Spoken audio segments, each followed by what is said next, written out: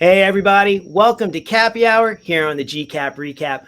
I'm GCap, and today I'm having a very special interview with a very special guest. You can see him on the right side of the screen. Stuart Fratkin, veteran actor. How you doing, Stuart? Thanks for joining. Hello, Jeff. How are you? Oh, I'm doing terrific. For those of you who might not know of Stuart Fratkin, he is, oh gosh, his resume is about as long as the state of California, north to south. I mean, since the '80s, he's had so many projects. He's the kind of actor you see everywhere. For some of you that watch this, you might probably know him best from Ski School with Dean Cameron. He was in Teen Wolf 2 with Jason Bateman. Girls Want to Have Fun, which is Sarah Jessica Parker. So very, very notable names he's worked with throughout his career. He even worked with Toby Hooper. Yeah, the guy did Poltergeist and Texas Chainsaw Massacre with I'm Dangerous Tonight. But I actually watched back on the USA Network when I was a little kiddie, and I absolutely thought, yeah, right away. As soon as I saw him, I was like, yeah, there's Stuart Fratkin. Very, very recognizable face. But Stuart, please, like I said, I'm just kind of skimming the surface on some things. If you want to, any other projects I missed that you're proud of? There are some random projects that I'm always surprised that people remember and actually quote lines from. I did a movie right around that same time I did Teen Wolf 2, and I did a show which I will also mention as well. But I did a movie called Under the Boardwalk, originally titled Wipeout. And shockingly, so I ran into somebody who was a huge fan of it, and I might be the first time. I think I quoted it. There was a line in it in the movie that only really resonates with me and some of the other cast members. When you see somebody and you see them, let's say a woman, and you comment on them, and you see them up close, and you say good from far but far from good. So I said that in a mixed setting, and somebody was like, dude, what is that from Under the Boardwalk? And I was like, yeah. And he was like, why would you mention that so random? I was like, because I was in it. He was like, what? I said, yeah, I was in it. I was Laps, one of the surfer guys from the Valley. So it's those kind of fun, interesting tidbits and trivia that, as a fan, as a fan of TV and film throughout the years, I love those kind of things. Those kind of things really interest me. So that really was wonderful. So at the same time, I did a TV show called Beans Baxter. I was going to actually write something on my website about it, being the inaugural season of what was then called the Fox Broadcasting Network, FBN, it was called at the time. And eventually it turned into the Fox stations. But yeah, I was on that. I was on a show during the inaugural season around that same time, mid 80s, 87, 88, something like that. Oh, terrific! And you know what? From for the Fox Network, you were that inaugural season. You were actually on a show that I liked. It only lasted a season. I liked it. It was Werewolf. You're Yeah. only really in the very, very beginning of it. You get you get killed by the werewolf. But still, I once again, it was one of those things when I went back, and you can't commercially really get it anywhere in the U.S. I remember when I went back and watched it on YouTube, I was like, oh man, I totally forgot that he was in this. So yeah, it looked like you did like Freddy's Nightmares. You did a lot of stuff I for did. Fox early on back then, right? I did. Yeah, I did quite a few guest starring roles up and around in the mid 80s to late 80s before I was lucky enough to have some larger roles. But yeah, I started with doing The Facts of Life, Silver Spoons, The New Love American Style. Who was I talking to? I was talking to somebody else. I was doing another podcast. Oh, yes. There's another podcast, and towards the end, the host said, "You were in a show that my parents remember to this very day," and I was like, What possibly could it have been?" And it's so random.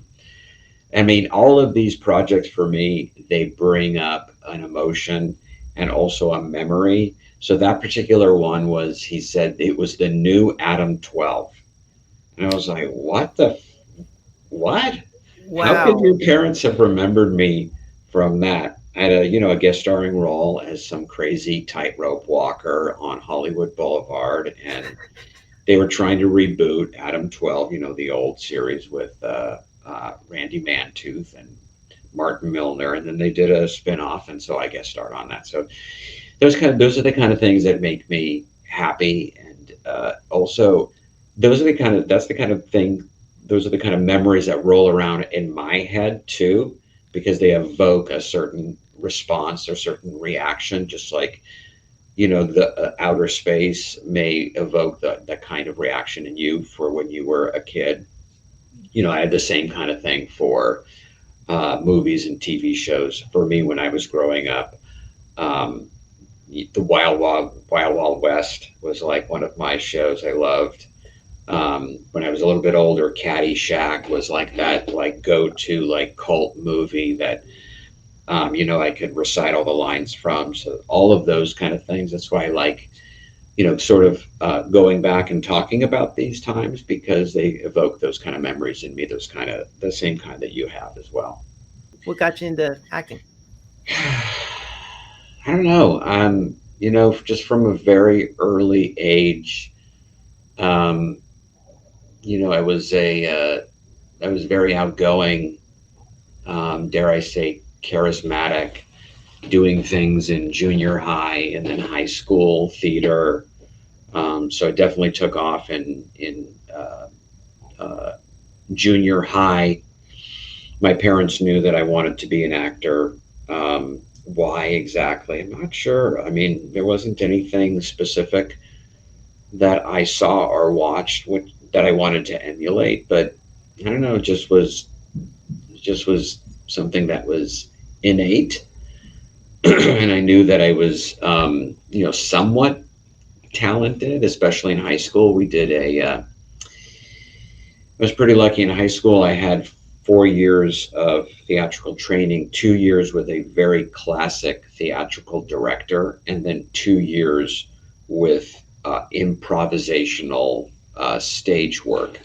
Oh, okay. So, and it was like classic improv at the time, in the late 80s, not a lot of people were doing improv. So so for 2 full years, I had improvisational training, doing, improv games, freeze tag, and all of these games that this one particular teacher taught us. And it really helped me considerably when I made the leap from college to trying to act professionally, was the ability to improvise very quickly on cue almost. And also, when I think about that time too, I think about improvising on scripts or sides that I would receive, and never thinking, should I be doing this, and just doing it because that's what I wanted to do.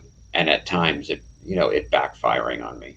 I was lucky. I mean, earlier on too, there wasn't as much competition as there was, in the late 90s and 2000s, when I was starting, cable was just starting to expand. So the opportunities today certainly are more for streaming services and, beyond cable. But, that's why I always talk about um, the, the story about the Fox Broadcasting Network at that time, that there was only three networks, and then your local channels as well.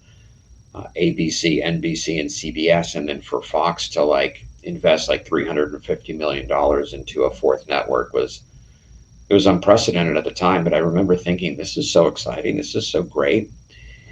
And I remember getting the script and sides. I got the script and I got sides for this project I had mentioned a little bit earlier called the New Adventures of Beans Baxter, written by Steve Holland, Yeah. and thinking this is great. This little show is awesome. And of course, Steve was, the director of Better Off Dead and One Crazy Summer, and he had a lot. He was the guy. He was the director. He had all this heat. The director that went by Savage, and just a great guy, just a true kid at heart.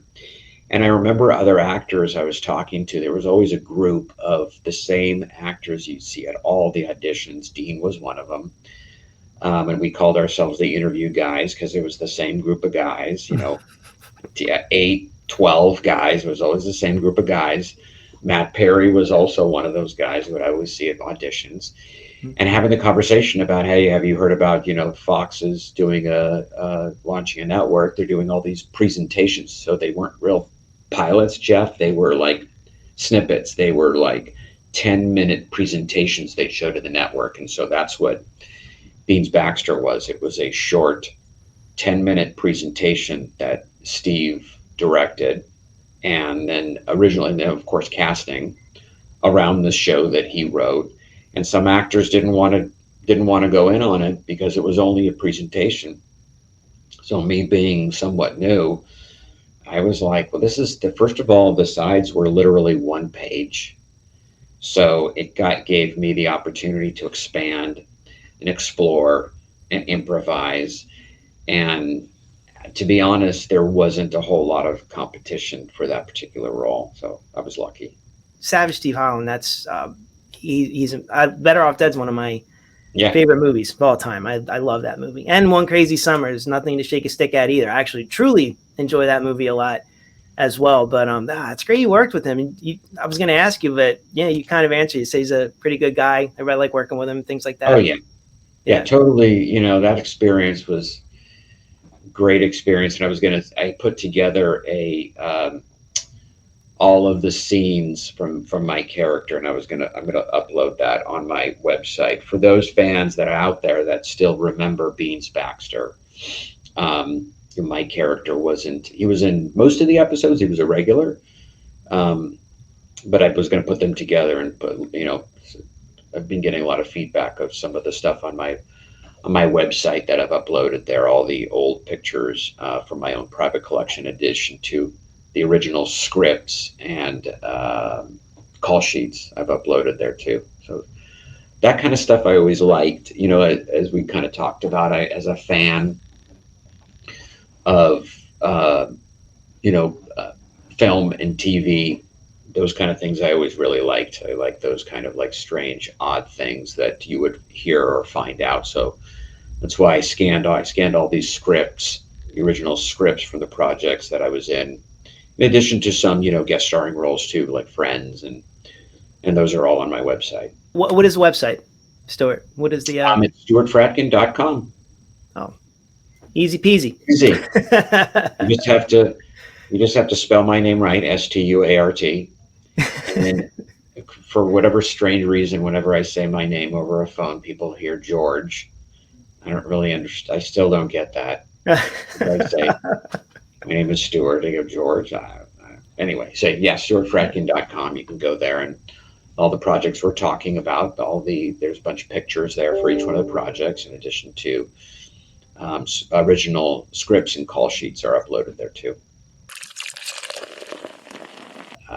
The show that I did with Dean in '89, They Came from Outer Space, was another attempt to launch another network. So that show that we did was part of a fifth network at the time called the Hollywood Premiere Network. And so they had 3 shows that they were launching in their inaugural season that went on to be, I think, locally here was UPN, not sure, whatever, maybe it wasn't the WB, but it was their attempt to start another network. This was produced by Universal. And so they had 3 shows in their inaugural season. Coincidentally enough, the first one was ours. They Came from Outer Space. The second was a show called She-Wolf of London. Yeah, yeah, yep. And then the third was a show that I never saw, but I do know the name of it. It was called Shades of LA. Hmm.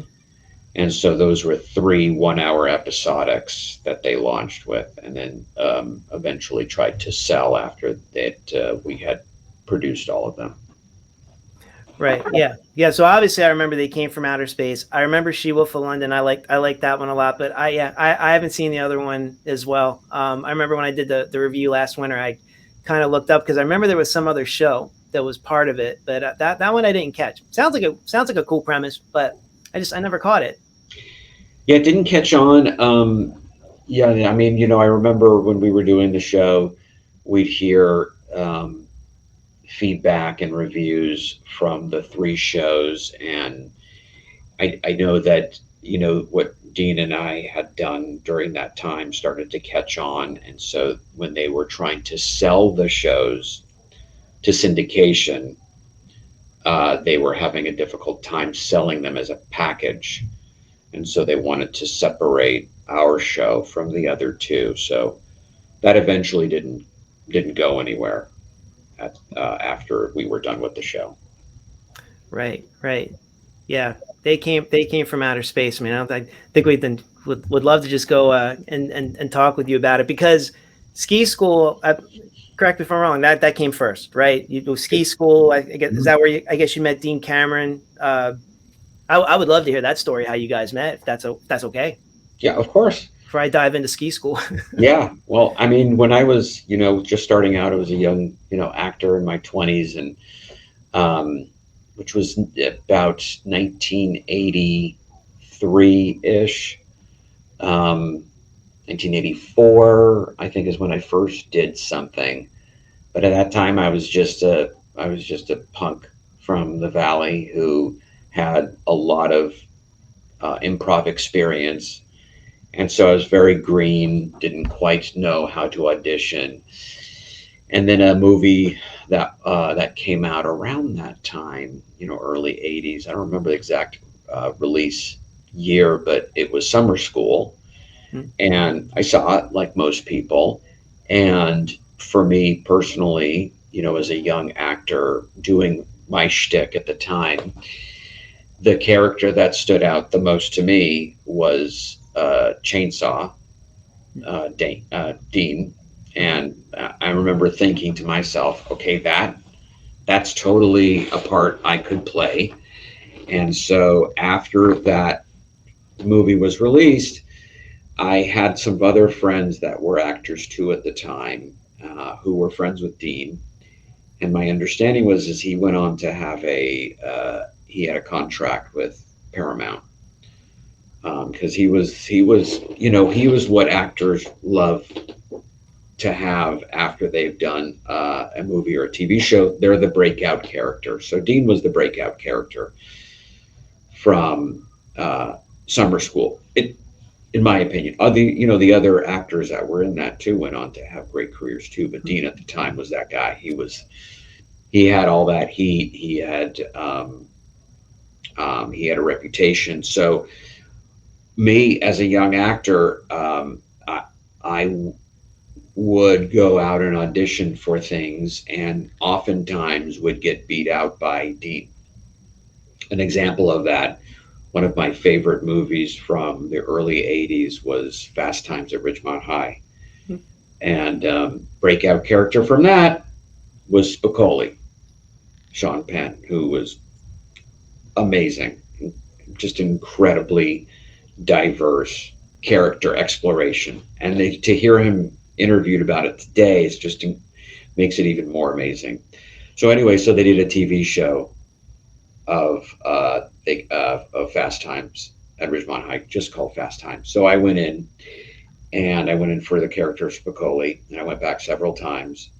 And of course, as a young stoner, I couldn't think of a better role to play at that time than Spicoli.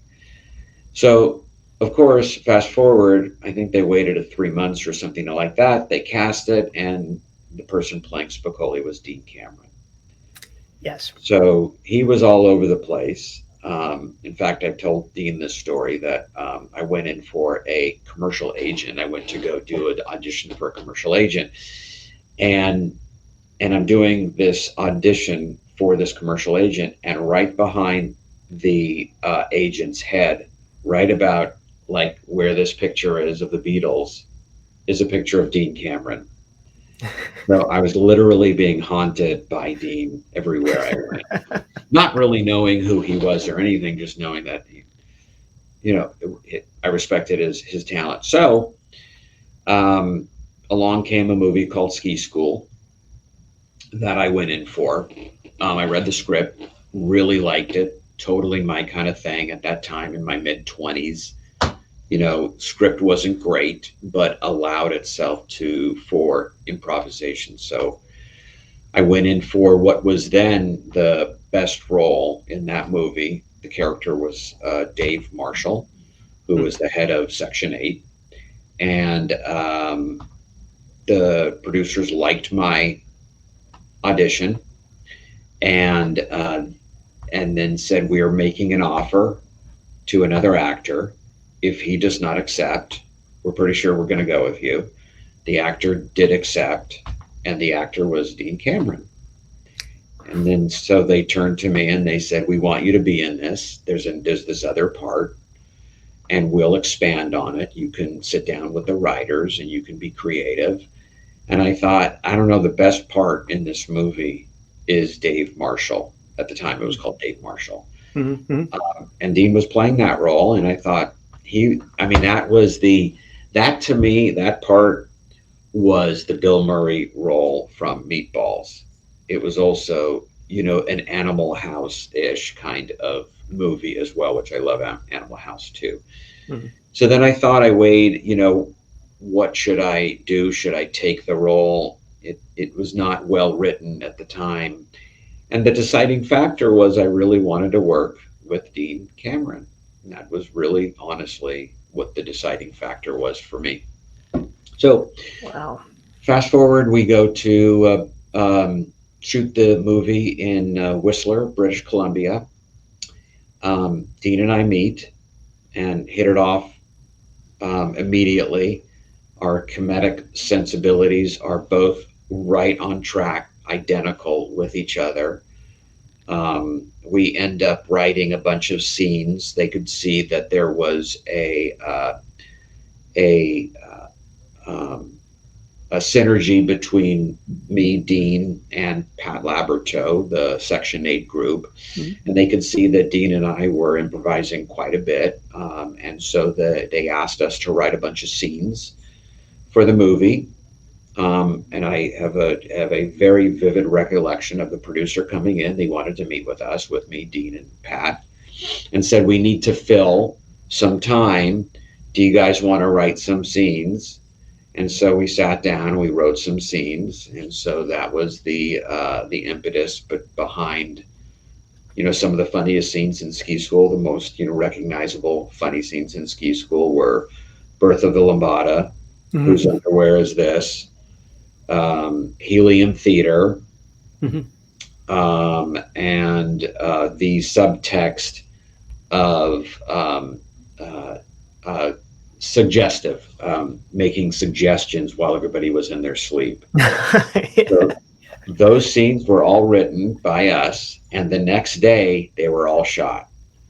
So it's pretty funny, amazing story that all those scenes were written by us. And the next day they were all shot and they're all in the final cut. So that's the story about Ski School. So fast forward to coming back, we fly back from Canada. And so my fiance at the time was off shooting. She was in production and she was doing a movie. So Dean and I spent almost the entire summer hanging out together. And then pilot season rolled around. So Dean and I were very busy going out on pilots. And then a show comes up called They Came from Outer Space, being launched by Universal to begin this fifth network called the Hollywood Premiere Network. And so Dean and I were both going in for the same part. I think the part we were both going in for was I think it might have been Abe, the more conservative brother of the two Croutonian brothers. And then so we thought, why don't we go in together as the brothers, audition together? I'll play Abe, and he can play, and Dean will play Bo. And so we asked our agents. Our agents pitched it to the casting director. The casting director was, that's a great idea. So Dean and I took the sides, rehearsed them, improvised the shit out of them, and went in and auditioned together. And that's, that's sort of, there's some backstory to how it all vetted out, but that's how that happened. So then they continued to audition and see people, but ultimately, I mean, Dean and I went back several times, and then ultimately they cast us. So that's how that happened. Excellent. So did you screen? So it was just you two only kind of, I guess, like screen tested together. You both didn't screen test with anybody else. It was always kind of like you both as a package kind of a thing, or? So the first audition. So as an actor, you sort of when you're in the room, you have your audition. You just know. It's just magical. You just get that feeling. It's like, the analogy for me is when I'm a huge sports fan. So when a baseball player hits a home run on the sweet spot of the bat, they know it's a home run. So you can see them after they hit it. They don't even have to look. They flip the bat and they just know. So that was definitely, so that first audition we had for the creators and the producers, we just knew that there was probably nobody that was going to be able to compete with us. It was kismet. As Dean would say, we had lightning in a bottle. So there was some bullshit that happened after that. Excuse my language, if that's okay. But there was Go some for it. stuff. It's Cappy Hour. Okay, great. Cappy Hour. Yeah. I wish I had a Cappy with me. Like a toast. Yes. There was just some trivia. So we went back again, and they still weren't sure, mostly because they didn't really know who I was. I hadn't really done anything up to that point. I'd done Teen Wolf 2 and, some other stuff, guest starring roles, but they still, as producers do, that they want to know that they're making the right decision. So when we started to negotiate our contracts, they wanted Dean to read with somebody else. So they were talking about Dean reading with Willie Ames. Do you remember that guy? Yeah. A is enough. Charles in charge. Yeah. Sure. Bible Man. I think he became Yes. Bible Man. Yeah. Yeah. What was the other? Zapped? Zapped. Yeah. Yep. Zapped. Yeah. So they wanted Dean to read with Willie Ames. And so that never materialized. And then Dean and I went in one more time. I think they just wanted to make sure. So we went in and did our last audition. And that day was it. The rest of the stuff was just negotiations, the credits, where the names were going to be. So they, in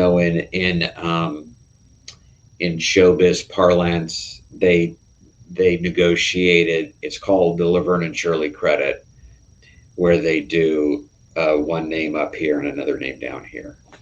So, but Dean was the recognizable name clearly on that show. So then the shooting of that was just amazing. It was, I'm still friends with Dean today, and we go out to dinner with our wives and think about that time we spent together, that 6 months we spent in late 1989 to early, it may have been 90, excuse me. It may have been, it was 1990 and early 91, because I got married that year. Just so much fun. Incredible. Every day Dean and I came to the set prepared. We always shot a lot of dialogue because it was an hour show shot in 8 days or something. So there was massive amounts of dialogue every day. Dean and I were prepared, but we would always get together and talk about shtick we needed to do in those scenes. We always had some kind of idea to ad lib or improvise. So much so that I learned later from a friend of mine who guest starred on the show that in later episodes, they specifically had a note on the script for the guest stars, no improvising, because we did it all. Because Dean and I would improvise so much, and the later shows were just so much more fun. They were just great. We were just had so we were sad that it didn't continue. It should have continued, but yeah. Yeah, I have so many questions about this show, and for those who haven't seen my review or are unfamiliar with the show, it's basically Stewart plays Abe, Dean plays Bo. They're alien brothers from the planet Crouton. They are sent by their parents to Earth to get a Cambridge University education, very esteemed education, and Dean's character is more of a party animal. I would say Abe's more of the straight laced guy, but he's still fun. He's still fun and funny. They basically go do anything, but they just go enjoy an Earth experience. Shenanigans in every episode. They had to report to their parents at the end, and they would make up stuff about what they learned, somehow tied into the episode. Meanwhile, they're being chased by the military, who gets a heads up that they're crash landing.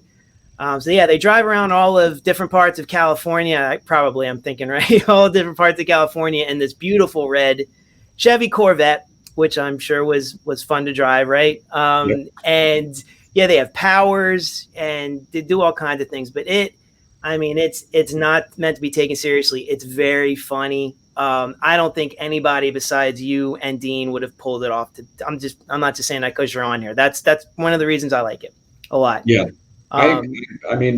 Listen, I would agree, especially because I have access to all of the outtakes, and all of the, a lot of B-roll stuff. So a lot of stuff that wasn't seen.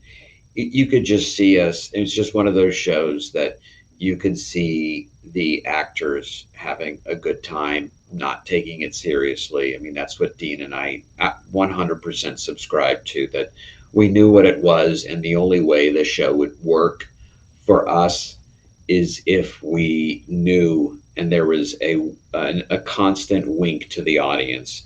So the later shows, you will see Dean and I break the fourth wall quite a bit. And that to me is, once again, as a fan, I always love that. I mean, I had the pleasure of working with John Landis, the great John Landis, many times. Wow.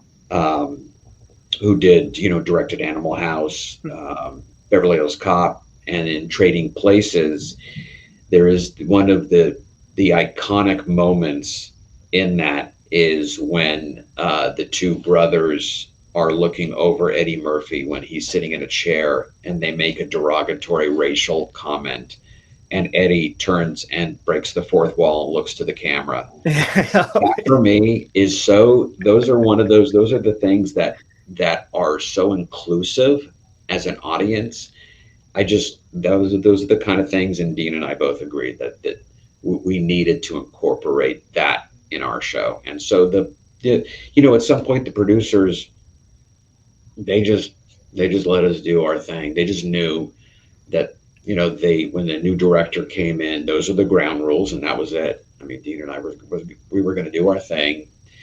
And, like I said, you'll see some of the later episodes, you'll see way more of that than of the earlier episodes. Yeah, I was going to ask about that because I had noticed there was a little bit more, and I'm not saying this in any way, there was more structure with the first season, like that first 9 episodes, even though they were split up, 9 episodes, season 1, 11 for season 2. It was just like January of the very next year. And, you would report at the end to your parents, and you would have the military guys chasing you. All of a sudden, season 2, I really kind of liked because you guys had to get jobs. It became job of the week. Oh yeah. And right. I'm like, at some point, I'm like, there is no way someone is writing this down. I have a feeling these two are improvising, because no one has this kind of chemistry. You know what I mean? By reading a script. I mean, they look like they're just hanging out, having a good time, just spouting off things. And you reaffirm that just by what you just told me, which is absolutely phenomenal.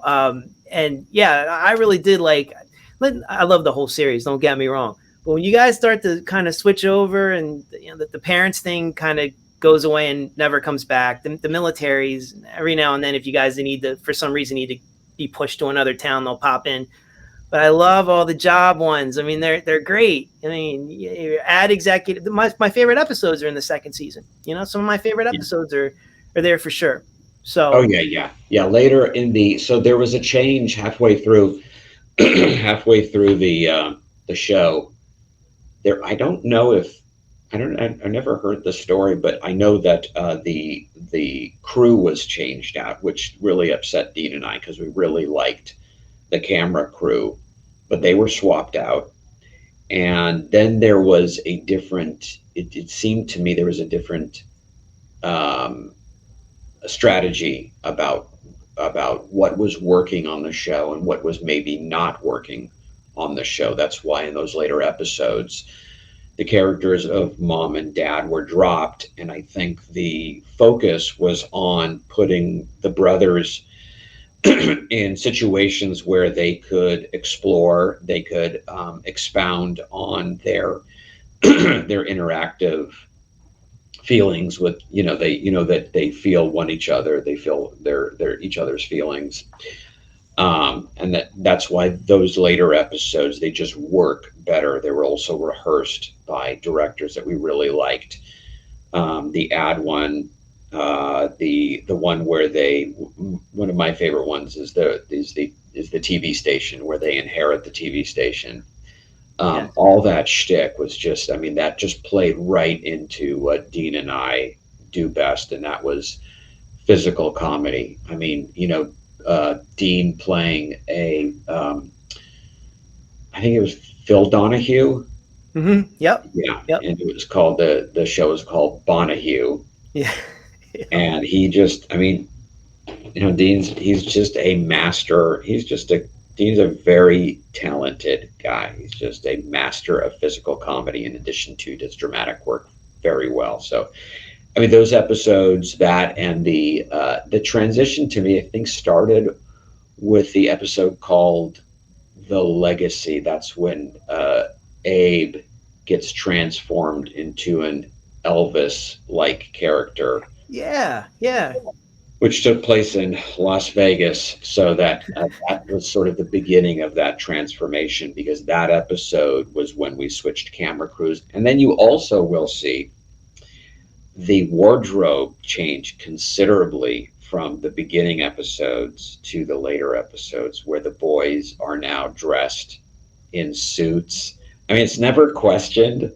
Yep. Like, the boys are wearing, like, he's really, so much so, Jeff, that Dean and I bought most of the clothes at the end of the show. I mean, we reserved them all. We wanted them all at the end of the show. But the early episodes, like the second or third episode, there's one about personal ads, called Something Personal, I think it was called. And so there's a scene on the beach, and Dean and I are wearing these weird sweats, and so if you pull it up, you'll see it's like vintage 80s, but they're so terrible. But Dean always refers to them as clown pants, and if you look at that episode and you see what he's wearing, you'll see what I mean by clown pants. But yeah, so that sensibility seemed to have changed somewhere along the line. We don't, it was never discussed with us, but we just went along with it. My favorite, which you brought up, my favorite is when you guys win the TV station, and you have the villain, the he's the maid. It's like an evil Tony Danza. Yes. And I've always it was just kind of always stuck out to me. I'm like, of all the people to pick, it would be Tony Danza. I was wondering if some of the writers or somebody had beef with Tony Danza, and that's why that got written in, or if that was just like a random pick because Who's the Boss was popular. Yeah, Dino Manzi, I think was the name of that character. I don't know. We were friendly with the main writers, Peter Bailoff and Dave Woolard. Mhm. And then there were several other writers that they, writers submitted spec scripts, during the show, so that we had a lot of guest writers that would write episodes. Um, but I don't have any idea. I forgot about. That's a great little show, and they make him like a maniac. He is a maniac. Yes, that he's a maniac. Absolutely. Yeah, Yeah. yeah. That theme song Dean will often quote in times when we're together. He's the Yeah. maid. He'll say he remembers the lyrics to that show. Um, but yeah, that was directed. So there were two episodes, two or three directed by a guy named Gary Walco.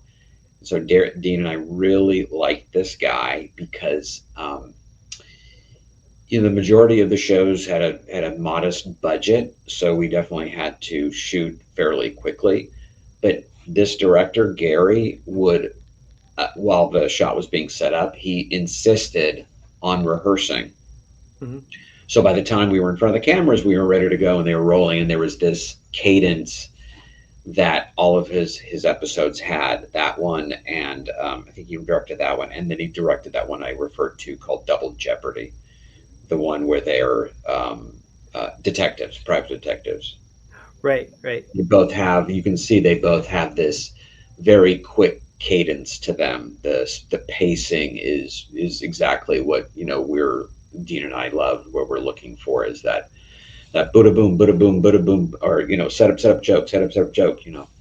Instead Mhm. of just it's too much exposition, which comedies don't necessarily adhere to, or they shouldn't adhere to, especially this kind of show. Right. Right. I wanted to ask, just because, I'm Tommy McLaughlin, who did who is the story, he created it, the story. What was his involvement in the show? Like, is that like a day to day kind of a thing, or is it just kind of like he created it and then, like, did you guys have much interaction with him, or I just? Now, oddly enough, Tommy was there at the beginning. Hmm? I vaguely remember him during the audition process, but he had no involvement after the show was uh, cast when it went into production, which is weird. I mean, I, I'm not sure why. That's something that I would be curious to know as well. But no, Tommy did not have any involvement after the show went into production. Not we never. I don't recall seeing him once. Oh, interesting. Because I Yeah, know, I mean, I definitely know he did this one, She Wolf of London, and then like I said, I don't know the other one, Shades of LA or whatever. I'm not sure about that one too, but yeah, I wanted to bring that up. I like Friday the 13th Part 6. There's a yeah. lot of Jason jokes in this, so I thought maybe he might have had a little bit more of a like a footprint in it. But that I was just wondering. Maybe behind the scenes, Jeff. But from what I remember, I never saw him. I mean, I saw him after the show was wrapped. I Mhm. remember I went on at an audition, and he was filming something on the set where I was auditioning, and so I went to go see him and say hi, and that was the last time I saw him, other than on social media. Right, right. There was all kinds of cool co-stars on the show. Yeah. Probably the one that most of my viewers are probably be interested in is John Aston. But there were so many cool co-stars on there. People that were in like horror movies back then. Brooke Thies, Tuesday Night, who was in I think it was the pilot episode. Caroline Williams for Texas Chainsaw Massacre 2. So there's a lot of these recognizable faces that I would see. Mark Holton from Teen Wolf 2. Yep. That was also in one of the episodes. Tawny Katane. I mean, there were so many. Yeah, There's so many people that I were in know. there. Any cool? I mean, of course, Halle Berry. I mean, Oh yeah, how whoever that she did something. I don't know what yeah, happened after the show exactly. with her. But any cool stories with the co-stars or anything? Anybody in particular you liked? Uh, all the co-stars were awesome. I mean, I Yeah. would definitely tell you, some story about. I wouldn't have any problem telling you about a story that wasn't that either that rubbed us the wrong way, or something went off the rails. But no, man, it was just one of those experiences. As we progressed on the show, it seemed like more people, it gained a cult following, so more people wanted to do it. I mean, at the time, and when that first happened was on the episode called "Ads Are Us," when they work at an advertising firm, when the boys work at an advertising firm. Mm-hmm. And the guest star on that episode was Ron Masak. Ron at the time was, fairly well known in the TV world, a lot of guest starring roles. So, if you're familiar with TV from the 70s and 80s, Ron Masak. So we were talking to Ron between takes, and we were like, why did you decide to do it? He was like, my kids would kill me if I didn't do this show. And Dean and I looked at each other. We were like, what? He was like, they love this show. They absolutely love this show. And we were like, well, that's so cool. So then the later episodes, you saw Ruth Buzzy on the same episode with Mark. Mm-hmm. So as as your fans may or may not know Mark, from Pee-wee's Big Adventure, Teen Wolf, and Teen Wolf 2. And I worked with Mark on Teen Wolf 2. So it was just awesome to work with him again. And then a friend of mine from two acting classes, guest starred on the show. Pam Brule was on that episode.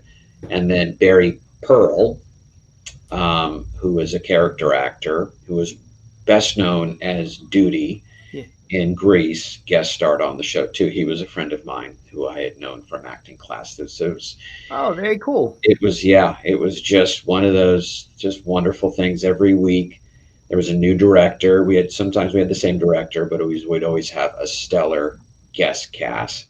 Let me see. And then there was, we'll get to John Aston in a second, but so the episode called Hair Today, Hair Tomorrow. Yes. We were introduced to a young actress named Halle Berry. Mm-hmm. And my recollection of her, she was pretty green, new, but very sweet. Nervous, I would say, in doing this, one of her first guest starring roles, but as nice as can be. Nothing, I don't have anything, to say about it other than I wish I knew what I know now about Halle Berry, because, phenomenally talented, Oscar-winning actress. And the fact that I got to work with her on a show that I was on was, love that. Yeah, that's really cool. I always joke with everybody. I'm like, I'm very disappointed in Halle for not, talking about They Came from Outer Space in her Oscar acceptance speech. I'm always.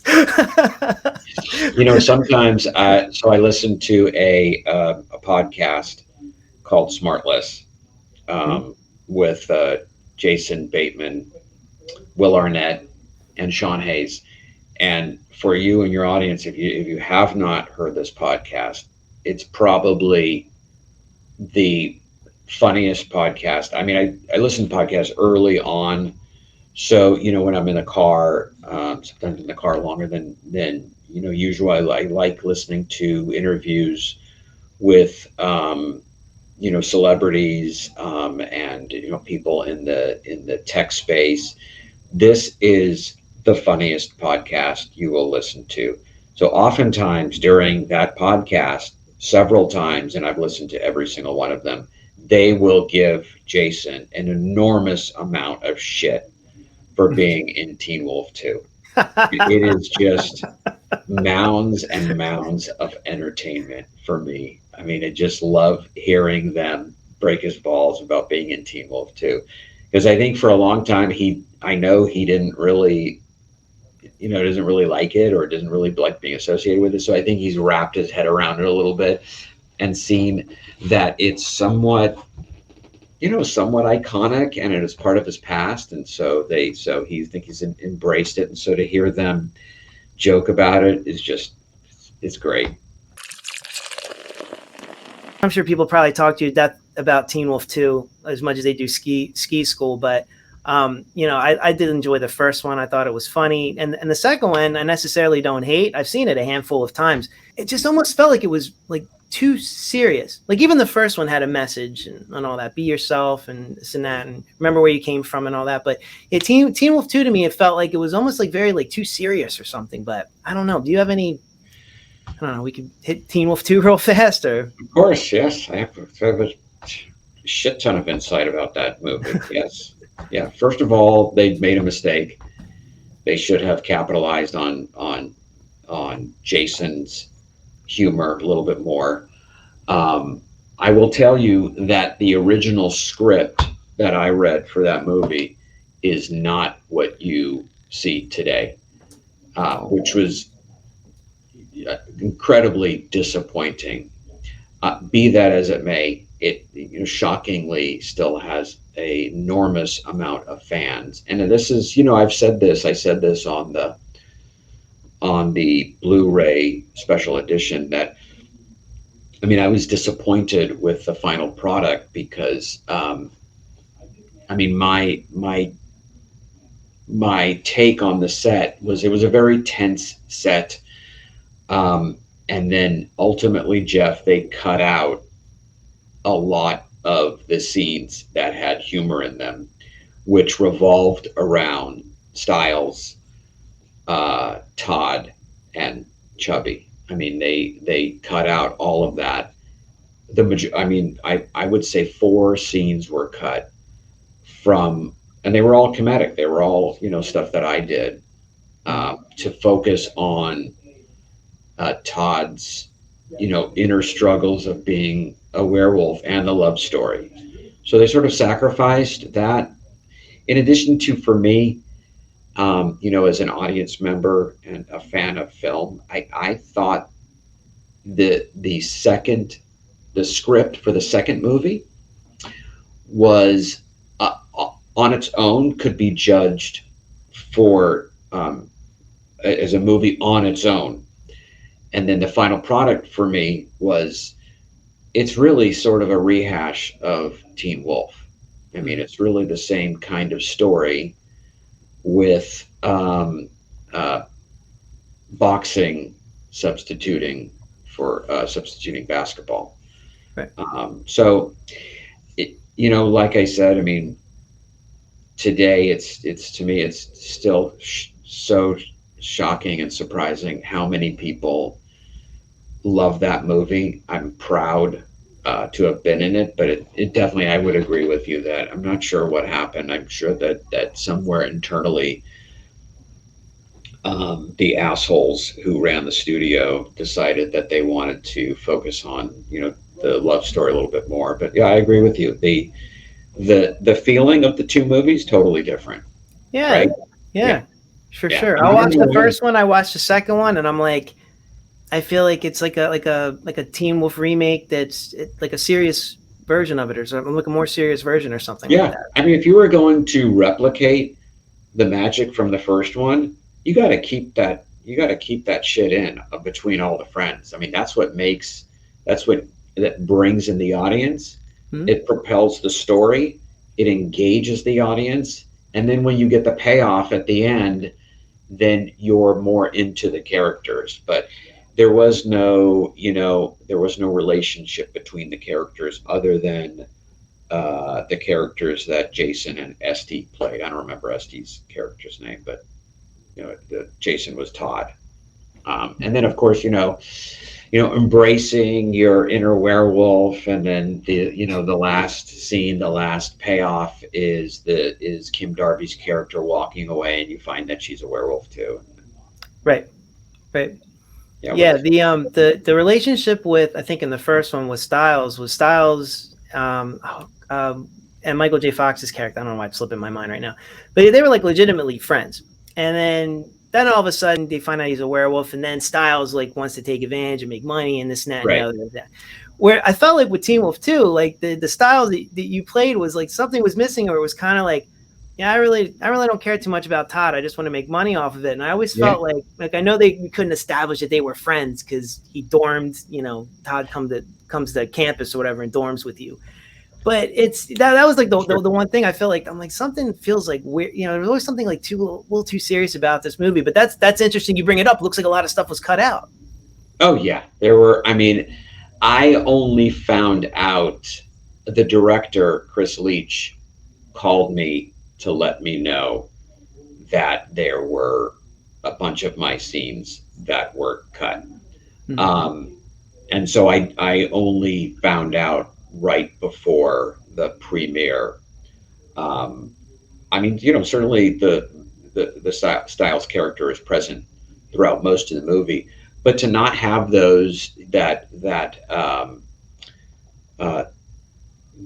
comedy, that little bit of levity throughout it. In addition to, you don't see the characters, just like what you said, and I really didn't think about it that much because I only took the script for what it was, and at the time when I auditioned for the movie, I hadn't seen the first one, so I really just read the script for what it was and based my interpretation of the Styles character for whatever I was going to bring to it, not basing it on how Jerry Levine played it. It just didn't never entered my mind.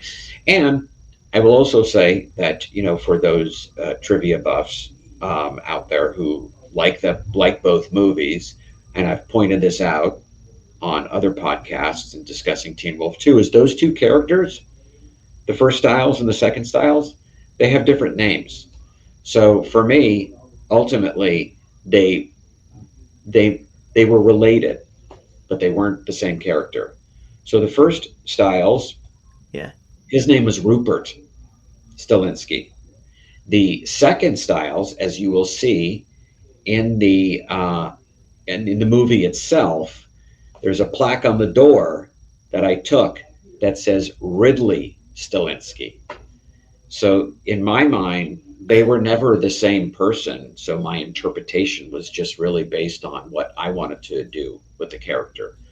So gotcha.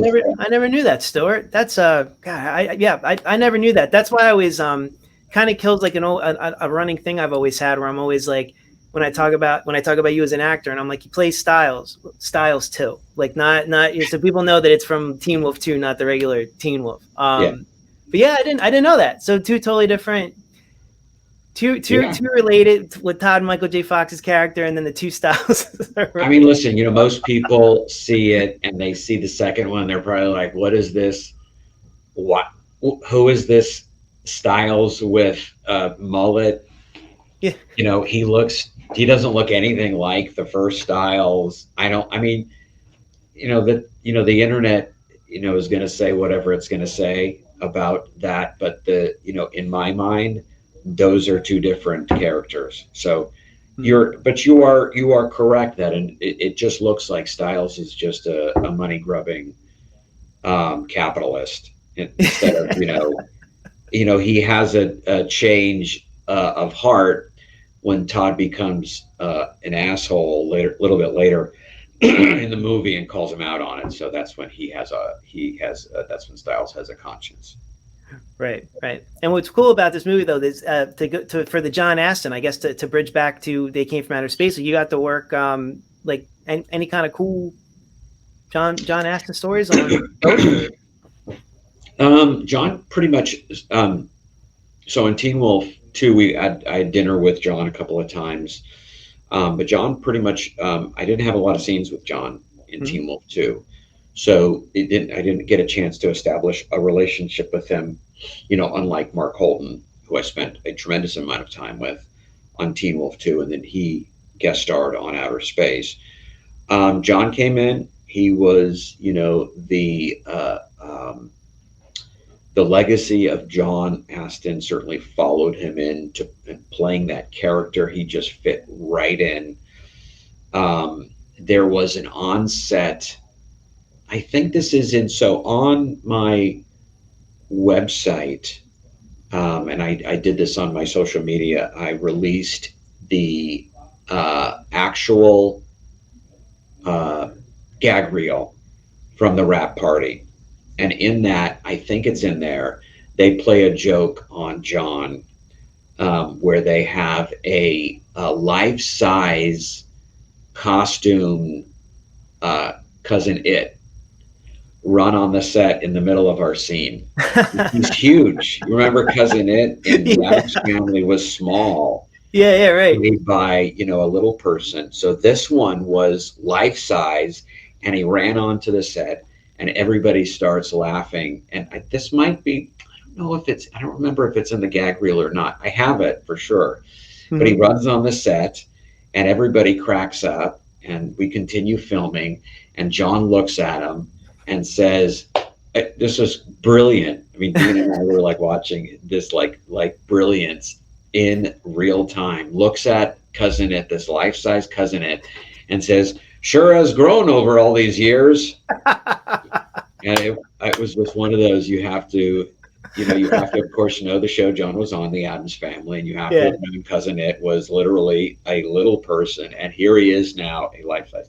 Yeah, one of Oh, those that's great, awesome. moments that thankfully are caught on camera. So yeah, working with John was, again, it was, I hate to say this because a lot of actors say I'm blessed, but I was definitely blessed to have worked with a very talented group of people. It was one of those times, during outer space, the 6 months of outer space. Dean and I would come to the set, and so Dean has a saying um, during one of the episodes. Oh, he at the very beginning of the show, he was like, "Okay, so we're going to go on this journey together. Just remember, it's all about having fun. We're going to have a great time. And when shit happens, you have to remember that." And I was like, okay. So during the episode where there is a dog, there's a talking dog called Bonkers. I don't remember the Yes. name of the episode, but it's Mhm. during that episode, we're in the Corvette, and Dean is driving, and Bonkers is on my lap. I'm in the passenger seat. The Corvette is not covered, and it's raining. And so Dean and I are sitting waiting for the shot to go on. It's just like a drive-in. So Mhm. we're sitting there, and it's raining, it's cold, and Dean Mhm. turns to me and says, "Remember that thing I said to you at the very beginning of the show? This is one of those moments." Meaning that appreciate every second you've got, even during the shitty times. And so I Yeah. was like, ah. But Yeah. I will say another little piece of trivia, which is very, very interesting. So the license plate on that car that Dean and I drove for 6 months, that the boys created in the pilot episode, had a license plate on it. We nicknamed it "Are We Too Cool?" So it was RWE 2KL. I'm pretty sure that's it. Okay. That license plate, and I'm pretty sure I'm correct here. Once again, little trivia. That license plate appeared in the Peach Pit on Beverly Hills 90210. No way. That's wow. Not, not kidding. Yeah. Wow. Are we too? Because I think I was watching it one episode. I think I was auditioned for it or something, and then I saw it. And I think that's what it's called, the Peach Pit. And I Wow. can see Yeah. in the background a license plate, and that's the license plate that's in the background. So my guess is there was a set person or a prop person who worked on it and put it in the background as a little homage to outer space. And then I told Dean that, and he was like, "Wow, that's amazing." Oh, give you a little Easter egg. That's There wow. you go. That's a, Yeah, yeah. little Now I'm Easter gonna egg. go look for it. Now I'm gonna go. Exactly. I'm gonna fire up Beverly Hills 90210 Peach Pit scene. See if I Yeah. can see it in the background. Yeah. That's great. Let me know if I'm wrong. I haven't looked at it for a while, but I'd be curious if I'm incorrect. Oh, for sure. Right Oh, away. absolutely, absolutely. Did you guys ever really drive the car, or was it Oh towed? no. Because I have a feeling these are probably worth like a lot of Oh yeah, money. yeah, yeah. We drove it in that. I think in that wrap party video, you can see us driving it. Yeah, so we drove it. I mean, a lot of stuff was. Yeah. So they also have a a flatbed that they would put it on and tow us when we had to do a lot of dialogue. But yeah, oh yeah, we drove it. It was fun. I mean, during the summer months, so we started in the the warmer months. It was great fun. A lot of those episodes, almost all of the show was shot on location. Very little of it was shot in a studio. And we had a studio, crappy little studio in North Hollywood. We shot interiors on. In fact, most of the only episode I remember shooting a lot of interiors on was the two-parter at the end with John Aston. So a lot of that, like alien stuff, was all shot at this studio. I was curious when, because your metabolism, you guys used to have to like eat all that food all the time. Were these a lot of one takes you guys did, or did you have to, was there times where you had to gorge all that food multiple times for multiple takes? On those kind of things, Jeff, they have what's called a spit bucket. Yeah.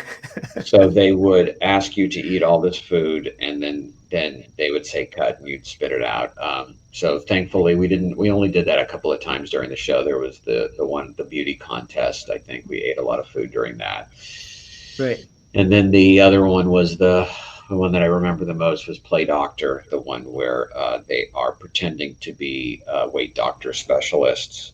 Yes. They do a little dance around, then they eat all the food, and sometimes it was fun. And then I think there was another one we did where there's another very funny episode called Trading Faces, where Dean plays he has a twin out there.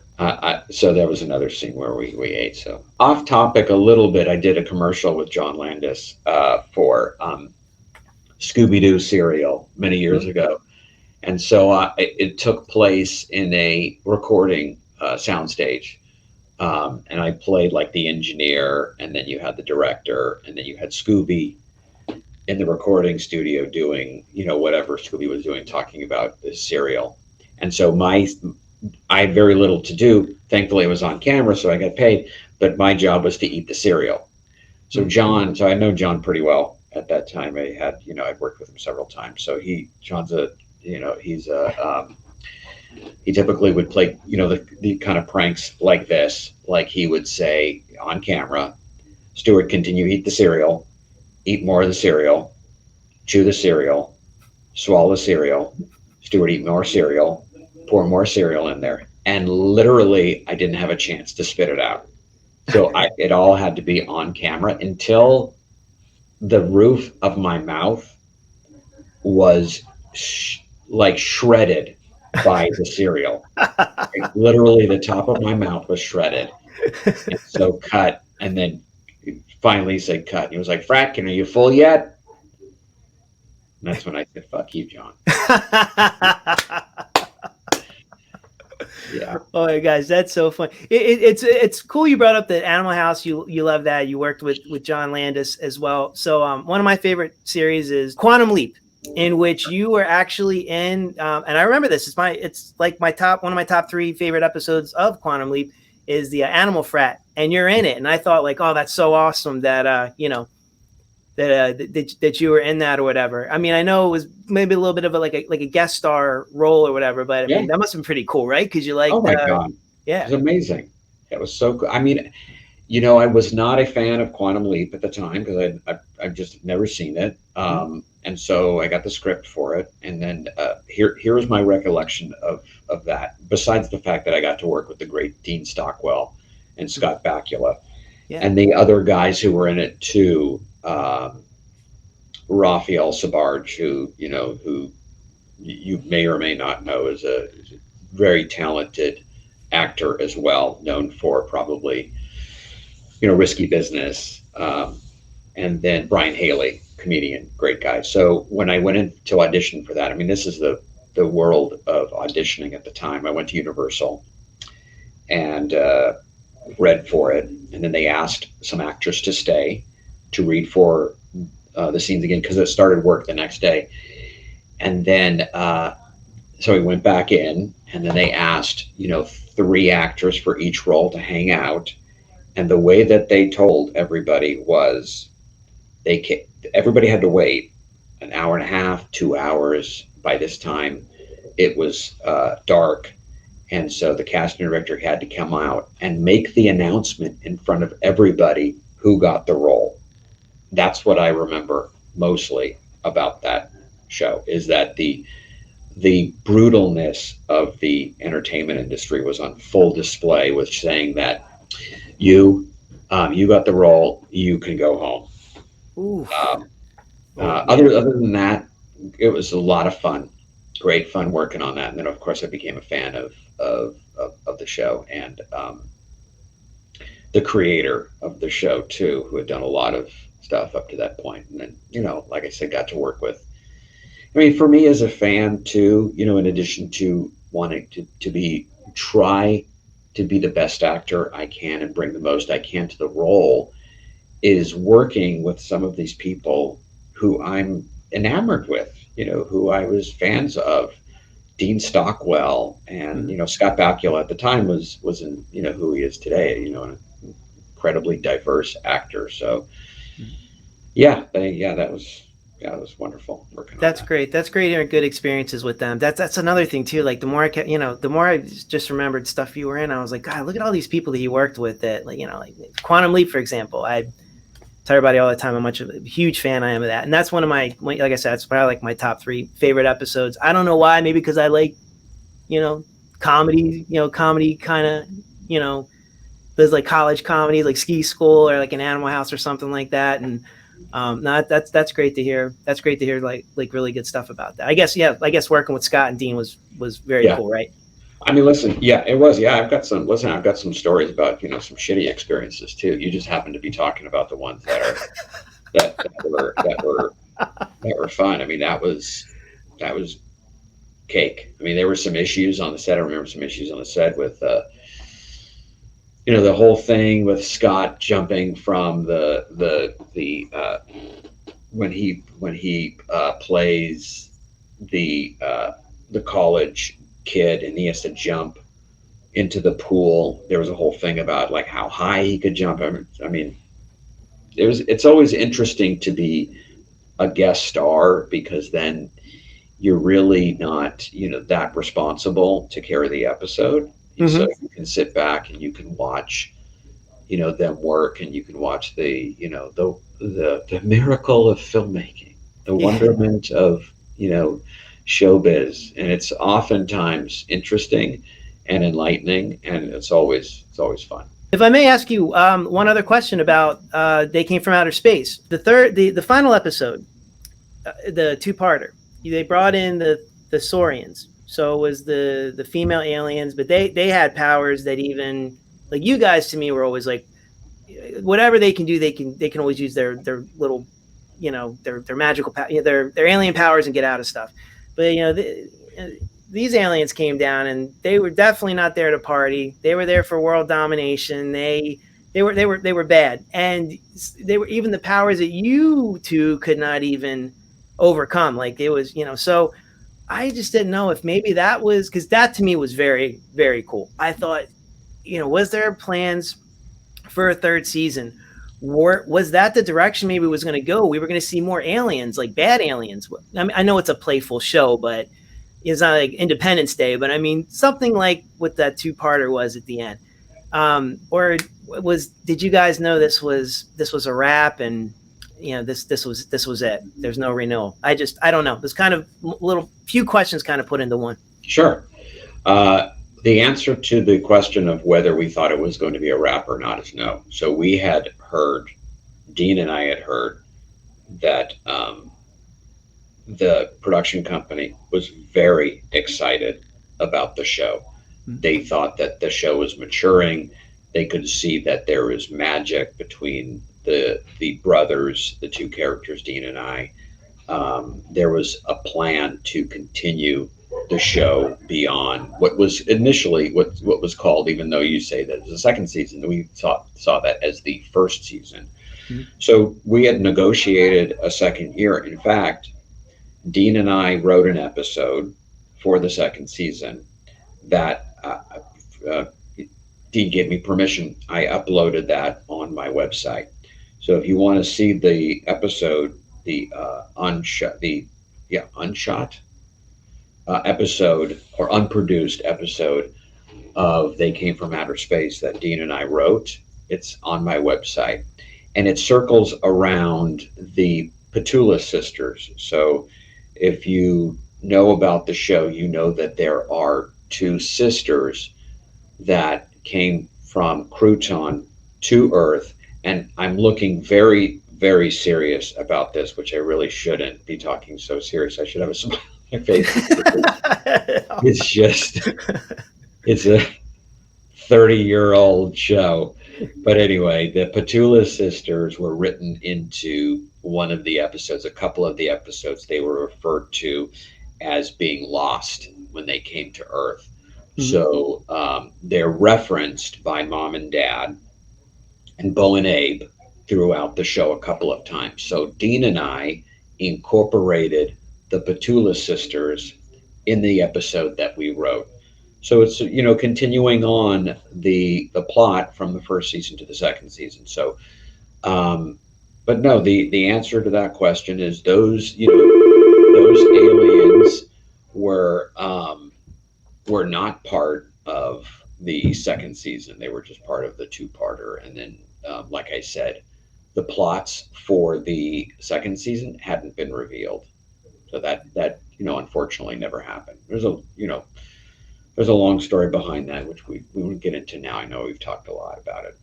Yeah, no, that's yeah. So the Batul sisters, they thought that they were captured and they might have been experimented on or something like that by the military. Correct. That's why they knew when Bo and Abe came in. They saw, wow, that's very cool. I Correct. can't wait to go check that out. I had no idea you had that on your website.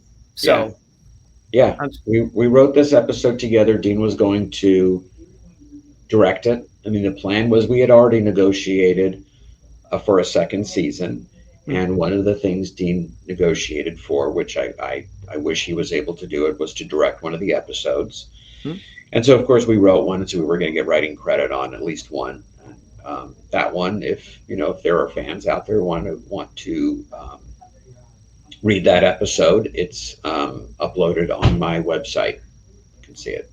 Oh, that's terrific. That's one of the most fantastic things I learned today, that I had no idea that you and Dean both wrote things like Ski School.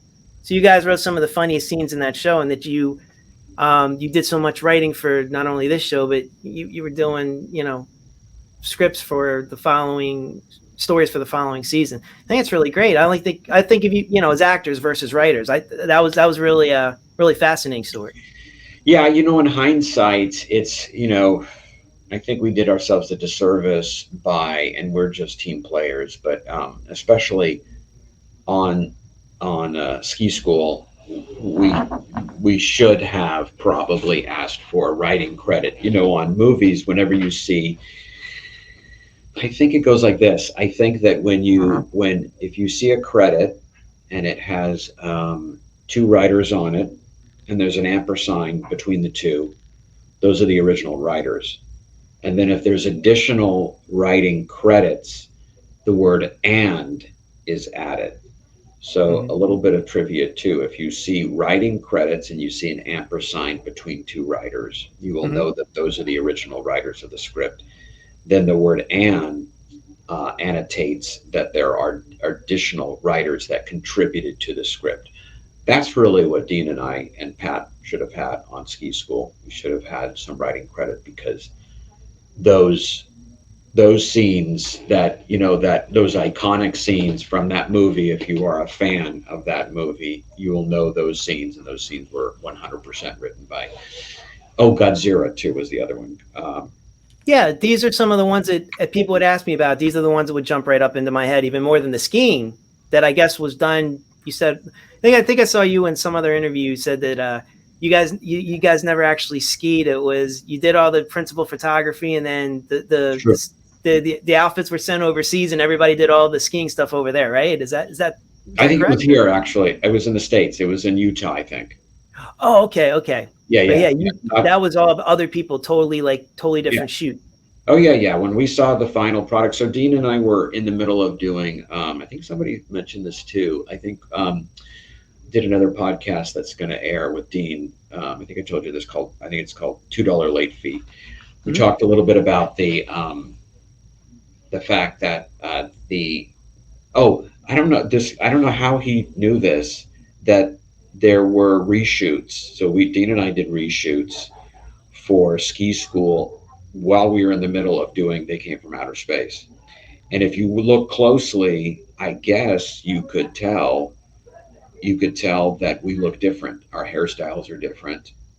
And so, because we couldn't change anything, so we Right. reshot some stuff for ski school. The scene in the club, I think, yeah, there's a scene in the club specifically when Dean and I jump into the crowd and then we crawl up to each other and talk to each other. That was one of the reshoots we did.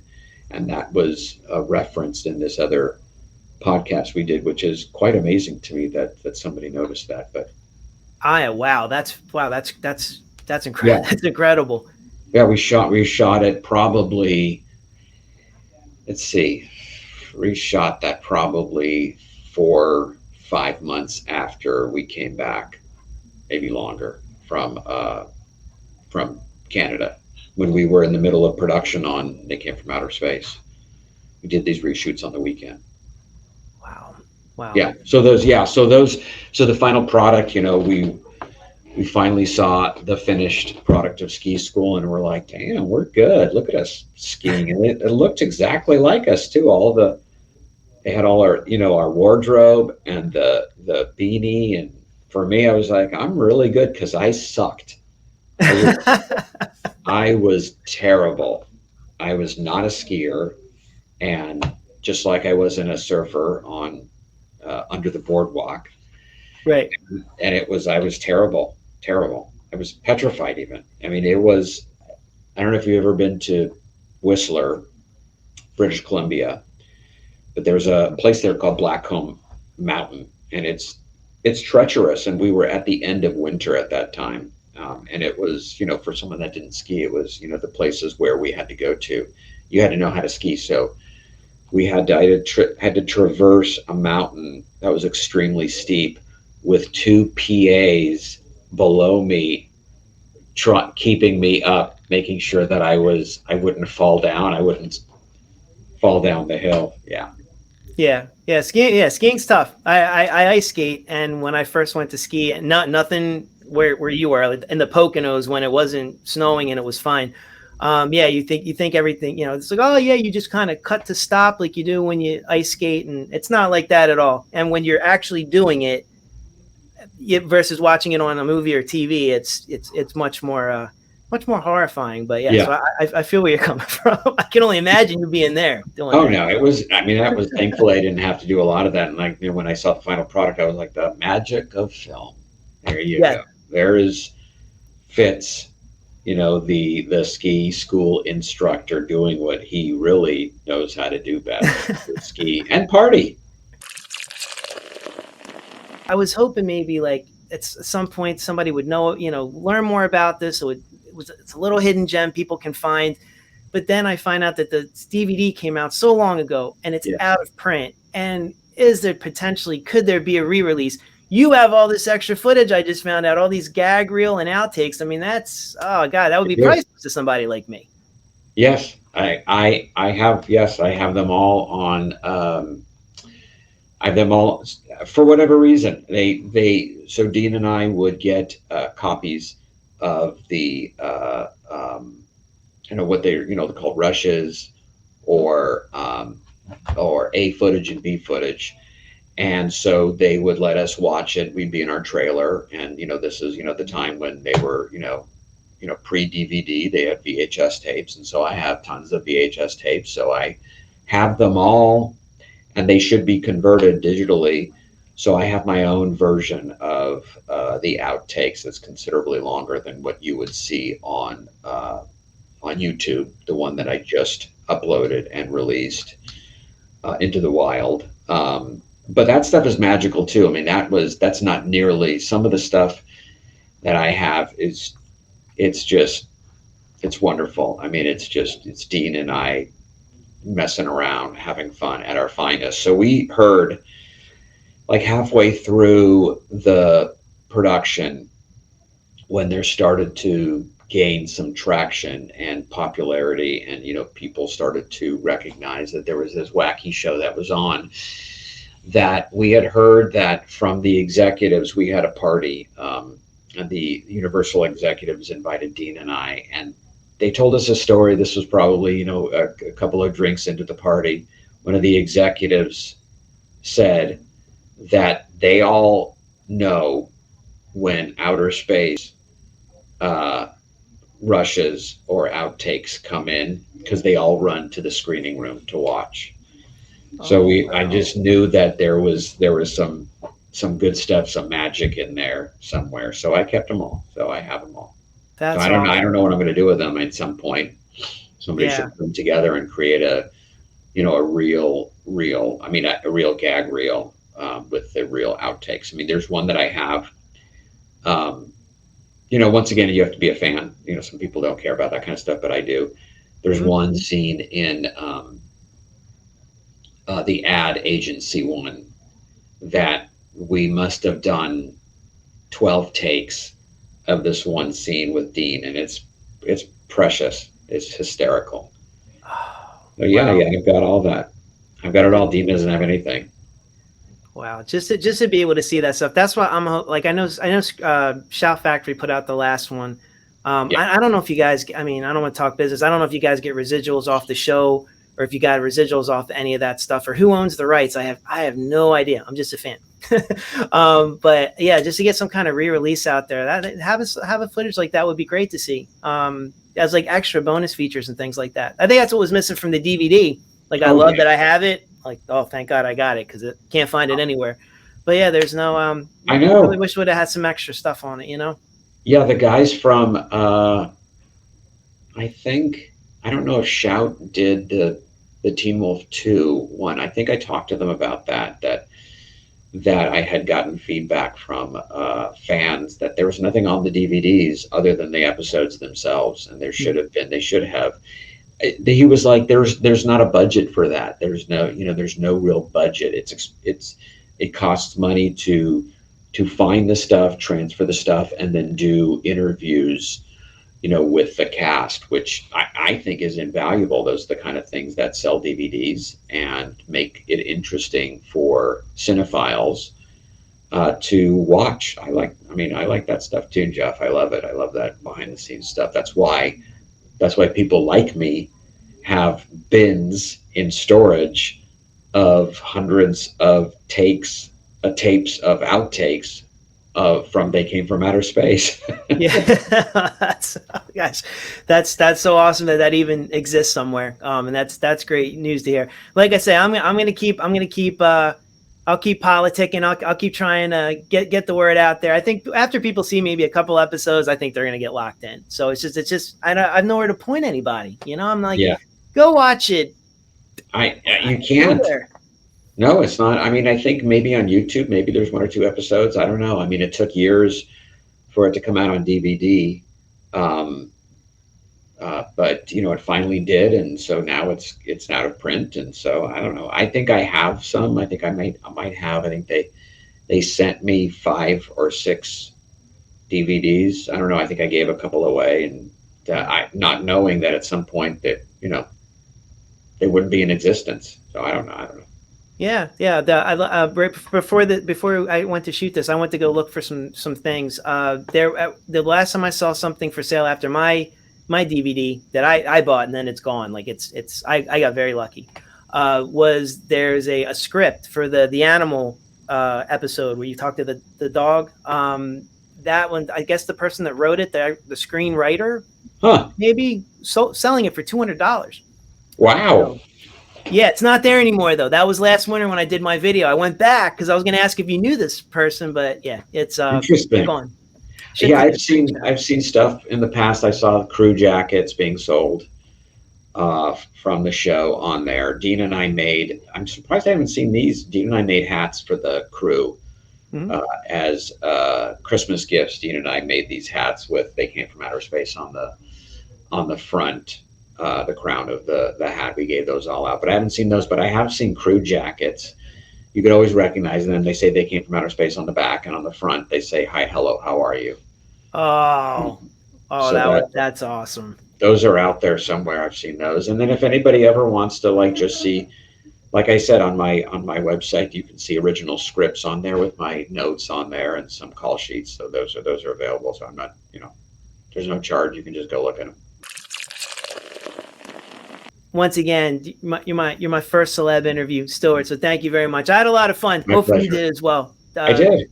That was Your good. experiences, your knowledge, all that. I mean, this went different places I didn't think it was going to go, our interview, and there's just so many great stories you shared, and I truly appreciate it. Before I wrap this, was there anything else you wanted to promote or anything? I mean, or stuartfratkin.com. Yeah. Anything else you wanted to talk about before? That's really it. And I do cameos too. I don't charge an exorbitant amount for them. They're always very personalized and a lot of fun. I don't feel like I should charge a lot for them because for me, they're fun. And so I want people to afford them. So if you wanted to do a cameo, there's a link on my website. You can click on it and be happy to do whatever you'd like to do there. Other than that, stuartfratkin.com, and you'll see me definitely in the future do some other stuff too. So thanks, Jeff, for asking me. I appreciate it. Oh, no problem. No problem. So that's gonna be a wrap for me. This is a big step. I actually got to learn some stuff about one of my favorite series ever. They Came from Outer Space, which you can watch hopefully somewhere in the future if you haven't seen it already. At least you can watch the gag reel on my website and dream of what those series would look like, the episodes would look like. Yes, I'm definitely gonna hit that script. Probably when we're done here for sure. I'm very, very excited about that. Cool. And for all you out there, thanks again for watching. Appreciate your support as always. Anytime you watch a GCAP recap, you always have a seat in my bar. Till next time, everybody.